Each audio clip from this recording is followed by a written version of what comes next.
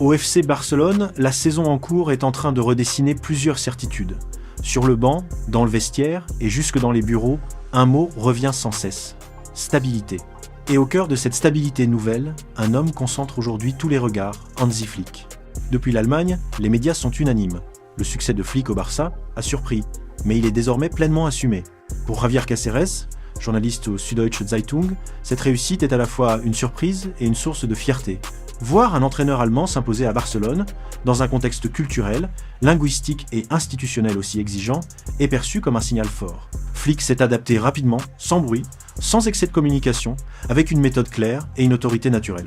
Caceres insiste sur un point essentiel. Flick respecte les projets et les contrats. À Barcelone, il se sent à l'aise, heureux, impliqué. Tout indique qu'il ira au bout de son engagement, jusqu'en juin 2027, avec même l'option crédible d'une prolongation supplémentaire. Un élément crucial pour un club qui, trop souvent ces dernières années, a vécu dans l'instabilité permanente. En Allemagne, cette réussite a d'abord étonné. Stefan Reich de Rundfunk Francfort rappelle que l'échec de Flick avec la Mannschaft avait laissé des doutes profonds. Mais aujourd'hui, le regard a changé. Sa personnalité calme, son travail méthodique, sa capacité à tirer le meilleur de ses joueurs ont restauré son image. Barcelone est devenu le laboratoire de sa maturité d'entraîneur. Pour Bild, via Ingo Dorstwitz, il n'y a en réalité aucune surprise. Flick s'est préparé. Il a appris l'espagnol, étudié le club, compris l'environnement et s'est totalement immergé dans le projet Blaugrana après la déception du mondial. Selon lui, Flick est l'entraîneur idéal pour le Barça actuel. Et avec des joueurs de classe mondiale, les titres continueront de tomber. Mais pendant que le banc rayonne, le vestiaire reste traversé par des interrogations majeures, notamment au poste de gardien. Marc-André Ter Stegen, cadre historique du club, est au centre des débats. Selon Adria Albetz, le salaire du portier allemand est tout simplement trop élevé pour des clubs comme Gérone et le Barça n'a aucune intention de continuer à le payer intégralement en cas de prêt. Les proches de Ter Stegen sont clairs, il ne quittera le Barça que pour un projet sportif à la hauteur de son statut. Aujourd'hui, il est calme, lucide et déterminé à aller au bout de son contrat.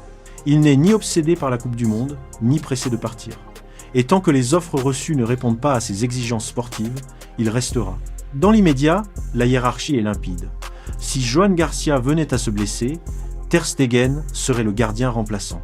Une situation impensable il y a encore quelques mois, mais qui illustre l'évolution rapide du projet sportif sous Flick. Autre dossier brûlant, Robert Lewandowski. L'attaquant polonais a 6 mois pour convaincre la direction de prolonger son contrat.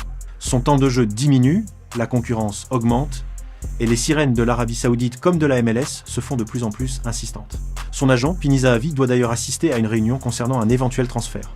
L'enjeu est immense, car l'avenir de Lewandowski conditionne directement la stratégie sportive du Barça.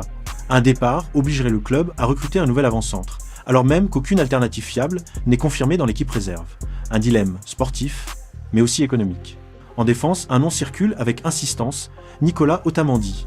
Selon Sport, l'Argentin correspond parfaitement au profil recherché par le FC Barcelone. À Benfica, José Mourinho, inquiet de le voir partir, surveille de près la situation. L'expérience, le leadership et le profil compétitif d'Otamendi séduisent dans un contexte où le Barça cherche des solutions fiables à moindre coût, car le nerf de la guerre reste là, les finances. D'après Paul Balous, de Athletic, le FC Barcelone dépasse toujours largement le plafond salarial fixé par la Liga.